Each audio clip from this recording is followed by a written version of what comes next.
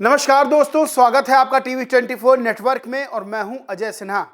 एक तरफ सरकार के द्वारा तमाम तरह के दावे किए जाते हैं कि हम बुलेट ट्रेन चलाएंगे, हम ऐसी ट्रेन चलाएंगे जो इतने घंटे में आपको बहुत दूर पहुंचा देगी। वंदे भारत ट्रेन की बात होती, वंदे भारत ट्रेन चल रही है, तमाम तरह की और ट्रेनों की बात होती है और ट्रेनों में सुविधाओं की बात भी होती रहती है। रेल मंत्री, जिनको विपक्ष रील मंत्री भी कहता है, वो रेल मंत्री भी तमाम तरह के दावे करते रहते हैं। लेकिन कुछ वीडियो सामने आए और ये दावा किया गया कि क्या सरकार अपने वीर जवानों को लेकर संवेदनशील नहीं है। यानी कि वो वीर जवान जो ऑपरेशन सिंदूर में अदम्य साहस का परिचय देते हैं और पाकिस्तान को भरपूर नुकसान पहुंचाते हैं, वो बीएसएफ के वीर जवान जब ड्यूटी के लिए दूसरी जगह भेजे जाते हैं तो उनको ऐसी ट्रेन मुहैया करवाई जाती है जिसमें हजारों कॉकरोच होते हैं।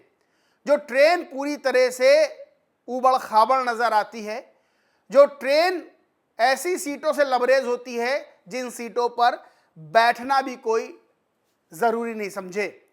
वहां के बाथरूम इतने गंदे होते हैं, वीडियोज में आप देख भी सकते हैं, और ये वीडियो खुद बीएसएफ के जवानों ने बनाया है। दरअसल बीएसएफ जवानों को अमरनाथ यात्रा पर ड्यूटी पर भेजा जाना था।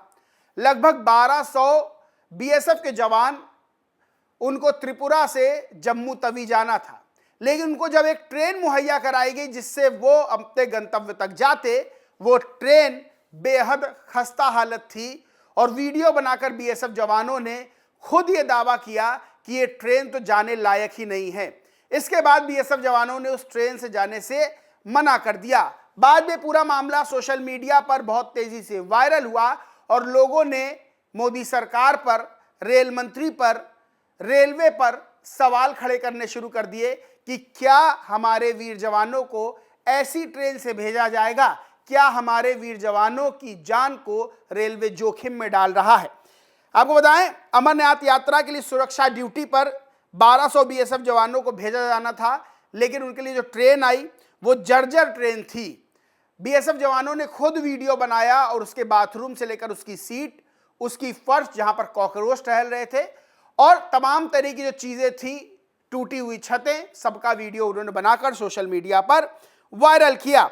अब ये जब चीज सामने आई तब रेल मंत्रालय हरकत में आया और रेल मंत्री ने इस मामले में एक्शन में लिया। एक्शन क्या लिया मैं आपको बताऊं। रेल मंत्री अश्विनी वैष्णव ने ब्रीफिंग की, प्रेस को ब्रीफ करते हुए उन्होंने बताया कि खराब रैक देने के मामले में रेलवे के 4 अधिकारी सस्पेंड कर दिए गए। यह स्पेशल ट्रेन 6 जून को बीएसएफ जवानों को लेकर त्रिपुरा के उदयपुर रेलवे स्टेशन से जम्मू तवी स्टेशन के लिए रवाना होनी थी। अब सोचिए कि ये स्पेशल ट्रेन थी 1200 बीएसएफ जवानों के लिए, और ये ऐसी ट्रेन थी जो पूरी तरह से जर्जर थी। यानी कि रेल मंत्रालय ने इस मामले में कार्रवाई करके 4 अधिकारियों को सस्पेंड किया। यानी कि इस बात पर तो मुहर लग जाती है कि ये ट्रेन जाने लायक नहीं थी। और सोचिए 1200 वीर जवानों की जान की कीमत कितनी अहम है इस देश के लिए, लेकिन फिर भी रेल मंत्रालय इस मामले पर बाद में कार्रवाई करता है। जब वीडियो सामने आते हैं, सवाल ये खड़ा होता है कि ऐसी ट्रेन चलाने की ही क्या जरूरत, जब ऐसी ट्रेन चल रही है, ऐसी ट्रेन जिसमें 1200 वीर जवानों को भेजा जाना है, तो जाहिर सी बात है क्या उसका इंस्पेक्शन नहीं किया गया था? क्या उस ट्रेन को नहीं देखा गया था? उसकी जर्जर स्थिति पर नजर नहीं डाली गई थी? अब 4 अधिकारियों को सस्पेंड किया गया है। माना जा रहा है ये खाना पूर्ति भर है, क्योंकि अगर ऐसी ट्रेन, स्पेशल ट्रेन बीएसएफ जवानों के लिए भेजी गई थी तो क्या ये नजर नहीं आ रहा था जिम्मेदारों को?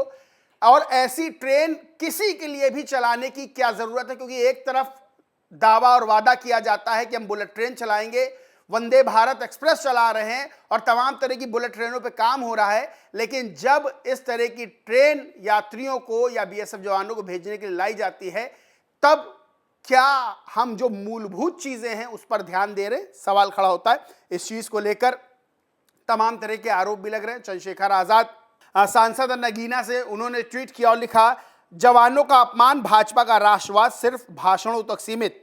ऑपरेशन सिंदूर में पाकिस्तान की 118 चौकियां तबाह करने वाले बीएसएफ जवानों को भारतीय रेलवे ने जर्जर ट्रेन थमा दी। शर्मनाक और चिंताजनक। अमरनाथ यात्रा ड्यूटी के लिए तैनाती पर जा रहे बीएसएफ के 1200 जवानों को ऐसी खस्ताहाल ट्रेन दी गई जिसमें खिड़कियां टूटी थी, दरवाजों में छेद थे, टॉयलेट जर्जर, फर्श पर कॉकरोच और सीटों पर गंदगी भरी थी। ये ट्रेन महीनों से इस्तेमाल नहीं हुई थी और ऐसे में अपने देश की रक्षा के लिए जा रहे जवानों को उसमें भेजने की तैयारी थी। बीएसएफ जवानों ने इस अपमानजनक स्थिति के खिलाफ आवाज उठाई और ट्रेन में चढ़ने से इनकार कर दिया।